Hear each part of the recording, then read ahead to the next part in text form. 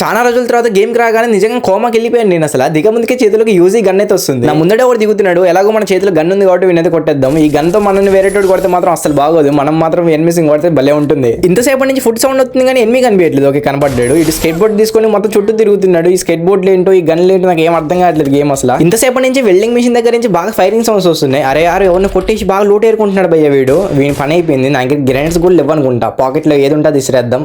ఇదేదో ఉంది ఇక్కడ నైఫ్ లాగా, ఇది వేసేద్దాం. డ్యామేజ్ పడిద్దేమో. ఓకే 54 నాకు పడింది డ్యామేజ్. ఇంకా వీనికి ఛాన్స్ అసలు ఇవ్వద్దు. ఛాన్స్ ఇవ్వకుండా వీనికి రష్ చేద్దాం వీనిపైకి.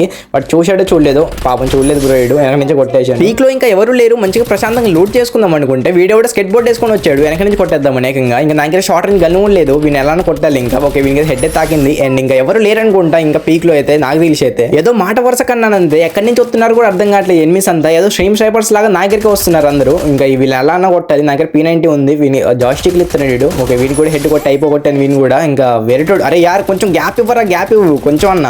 వీనికి హెడ్ షాట్ వీనికి అయితే. వీడు కూడా స్కెట్ బోర్డ్ వేసుకొని వస్తున్నారు కొత్త కూడా. ఎవర్రా మనల్ని కొట్టేది. నీట్ గా లూట్ చేసుకోవచ్చు. ఇంకా ఎవడు లేడు. అరే యార్ ఎవర్రా నువ్వు. నా డొల్ల గేమ్ వస్తారండి పోతామంటే బాగా ఆడాడు కదా. సారీ.